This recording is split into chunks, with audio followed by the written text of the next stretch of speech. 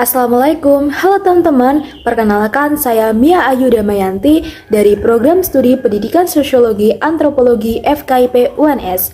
Nah, pada kesempatan kali ini, saya akan menyampaikan suatu video pembelajaran mengenai materi sosiologi dalam rangka untuk memenuhi tugas mata kuliah teknologi pembelajaran. Kira-kira ada yang tahu nggak hari ini kita akan belajar tentang apa? Gak ada yang tahu? Oke, daripada penasaran, langsung kita simak aja yuk pembahasannya.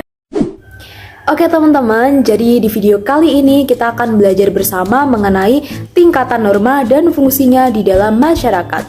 Nah, sebelum kita mempelajari topik ini, kita perlu mengetahui dulu nih tujuan dari pembahasan kali ini. Jadi, tujuan dari pembahasan kali ini adalah supaya kita dapat memahami bagaimana tingkatan norma sosial di dalam masyarakat, serta supaya kita dapat mengetahui sebenarnya apa sih fungsi dari norma itu. Gitu teman-teman, langsung aja kita bahas ya. Tahukah kalian kalau sebenarnya norma itu memiliki tingkatan loh? Tingkatan norma dibagi ke dalam 5 kategori. Yang pertama adalah cara, yang kedua adalah kebiasaan, yang ketiga tata kelakuan, yang keempat adat istiadat, dan yang terakhir adalah hukum.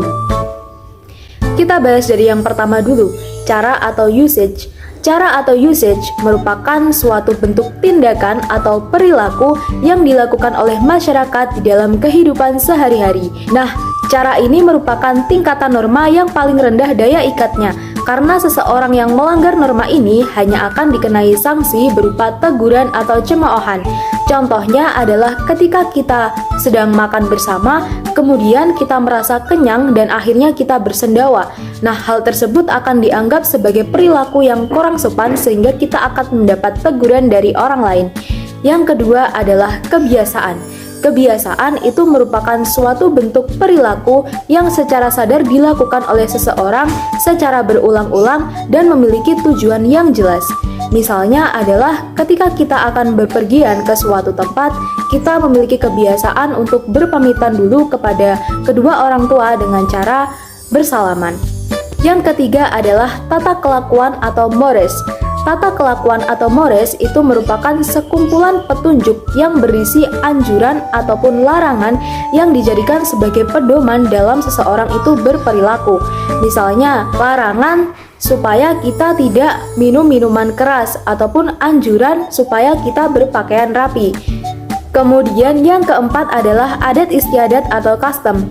Adat istiadat itu berkaitan dengan budaya atau tradisi yang ada di suatu tempat. Jadi di suatu daerah itu pasti memiliki aturan, baik itu tertulis ataupun tidak tertulis, yang harus ditaati oleh masyarakatnya.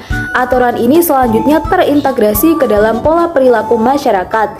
Kemudian seseorang yang melanggar adat istiadat ini akan mendapatkan sanksi berupa pengucilan ataupun penolakan dari masyarakat. Contohnya adalah aturan yang berlaku di daerah Aceh yang mengharuskan para wanita untuk memakai hijab. Yang terakhir adalah hukum atau laws.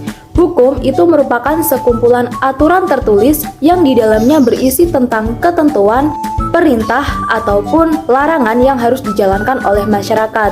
Nah, biasanya hukum ini diintegrasikan dalam bentuk peraturan perundang-undangan, misalnya peraturan perundang-undangan tentang lalu lintas.